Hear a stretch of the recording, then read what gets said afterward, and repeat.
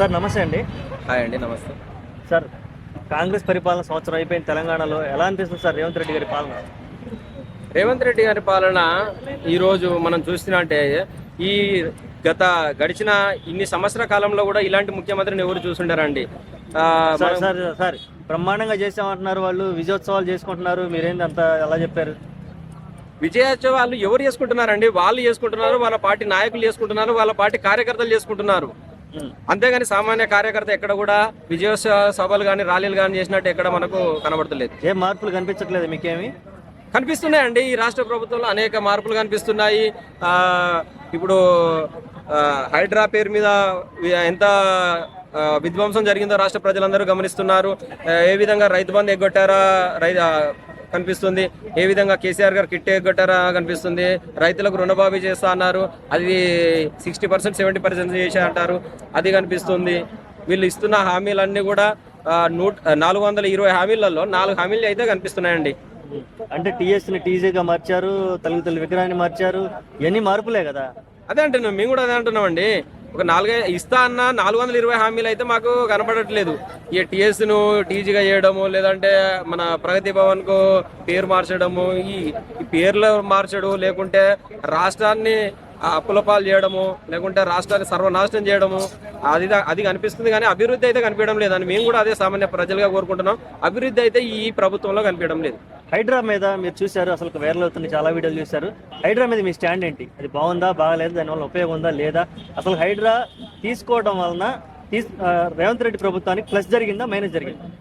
ఒకటండి, plus minus రాష్ట్ర ప్రభుత్వానికి జరిగిందనే దానికంటే ప్రజలకు నష్టం జరుగుతుందండి.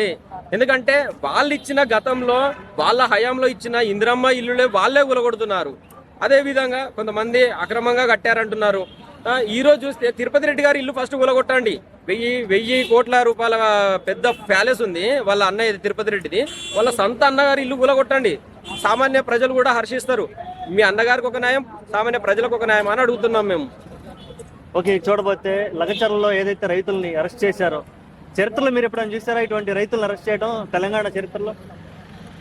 ఒకటండి, రైతులను అరెస్ట్ చేశారా అంటే అలా మనం ఒకటి గమనించాలండి. అందులో కాంగ్రెస్ కార్యకర్తలు ఉన్నారు, బీజేపీ వాళ్ళు ఉన్నారు, బీఆర్ఎస్ వాళ్ళు ఉన్నారు, అన్ని పార్టీల వాళ్ళు ఉన్నారు. వీళ్ళు మాత్రం ఏమంటున్నారు, అందులో కొంతమంది బీఆర్ఎస్ గుండాలు రైతులను రెచ్చగొట్టారు, ఒకరిద్దరు పేర్లు తీశారు. ఒకటండి, రైతులను రెచ్చగొట్టడానికి కారణం ఏమైతుందంటే అక్కడ అన్యాయం జరిగితే బీఆర్ఎస్ఏ కాదు, సామాన్య మానవుడు కూడా ప్రశ్నించే హక్కు ఈ దేశంలో ఉందండి. ఎవరైనా ప్రశ్నించవచ్చు, ఎవరైనా పోరాటం చేయవచ్చు. ఓకే, రాష్ట్రంలో చాలా ఇష్యూస్ ఉంటాయి, కేవలం అరెస్టుల పరమైన నడుస్తుంది. ఒకవైపు అల్లు అర్జున్ అరెస్టు, అలాగే రైతుల అరెస్టు, నెక్స్ట్ చూడబోతుంటే మళ్ళీ కేటీఆర్ గారు అరెస్టు అంటున్నారు. ఈ అరెస్టుల మీద ఏం చెప్పాలనుకుంటున్నారు?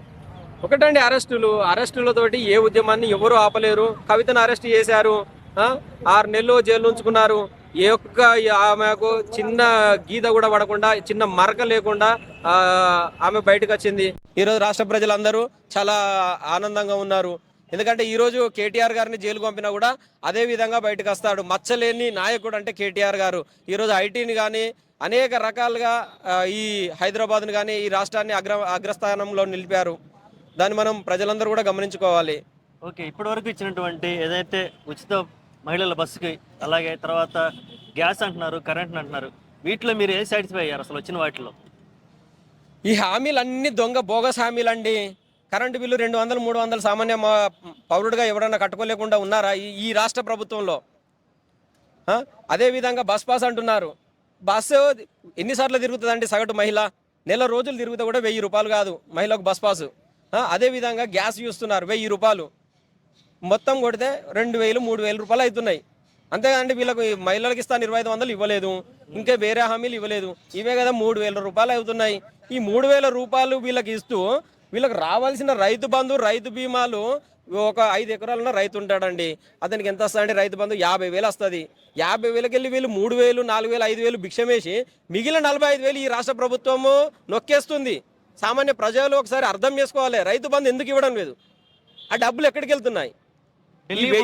మోట్లన్నీ ఢిల్లీకి పోతున్నాయని ఒక టాక్ ఉంది, దాన్ని ఏకీభవిస్తారా మీరేమన్నా? ఇప్పుడు అదే కదా చెప్తున్నాను. 100% ఏకీభవించడం కాదండి, 100% ప్రూఫ్ తోటి అదే చెప్తున్నాము. ఇప్పుడు 1000 రూపాయలు బస్ పాసు, 1000 రూపాయలు gas, 200 current bill, 300 current bill, ఇంకొక పథకానికి ఇంకో 1000 రూపాయలు, ఇంకో పథకానికి 500, మహిళలకు ఇస్తాను 2000 ఇవ్వకుండా ఇస్తున్నట్టుగా మనం చెప్పుకుందాం. అన్ని కలిపినా వీళ్ళు 420 హామీలు కలిపినా కూడా వీళ్ళు ఎక్కడ ఇస్తున్నారండి? వీళ్ళు ఇప్పుడు 50,000 రూపాయలకి వెళ్ళి సామాన్య వీళ్ళు అన్నట్టుగానే 5 ఎకరాల వరకే రైతు బంధు వేయని, 5 ఎకరాలకు 50,000 రావాలి. ఈ 2 పంటలకు వీళ్ళు వేయలేదు. గతంలో కేసీఆర్ గారు ఇచ్చిన ఎలక్షన్ కోడ్ వల్ల ఆయన డబ్బులే వీళ్ళు రిలీజ్ చేశారు. ఇప్పటి వరకు ఇది రిలీజ్ చేయలేదు.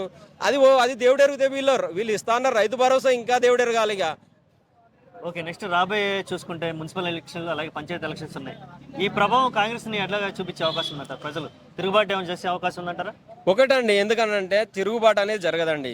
ఎందుకనంటే చిన్న స్థాయిలో వాళ్ళు పోరాటం చేసిరనుకో, తద్వారా వాళ్ళకు నష్టం జరుగుద్దని వాళ్ళు ప్రజలందరూ కూడా కామన్గా ఆటో నడుపుకునే వాళ్ళు కానీ, రైతులు కానీ, కూలీలు కానీ, చిన్న వాళ్ళు ఉంటారు. వాళ్ళు ఏదైనా పోరాటం చేయాలంటే మనం చూసినాం తెలంగాణ ఉద్యమంలో వాళ్ళు ఎమ్మెల్యే ఎంపీ ఎలక్షన్లో వాళ్ళ మౌనమే తోటే వాళ్ళు ఓటేస్తారండి.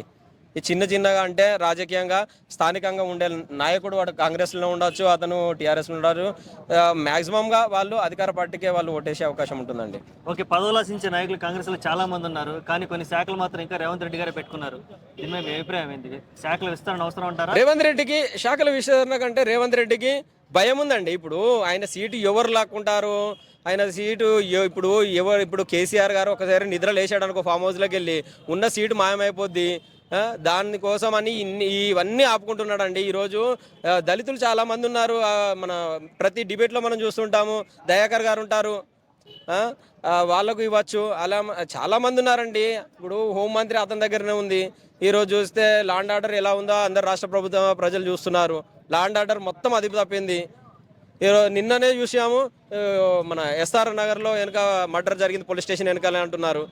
రాష్ట్ర ప్రభుత్వం ఈరోజు ఇంత నిర్లక్ష్యంగా వ్యవహరిస్తుందంటే హోంశాఖ ఎవరికి ఇవ్వకపోవడం, లేదంటే విద్యాశాఖ గురుకులాల్లో ఇన్ని వేల మంది విద్యార్థులు చనిపోతున్నారు. విద్యాశాఖ కూడా అతని దగ్గరనే ఉంది. విద్యాశాఖకు ఒక మంత్రి కావాలి కదండి.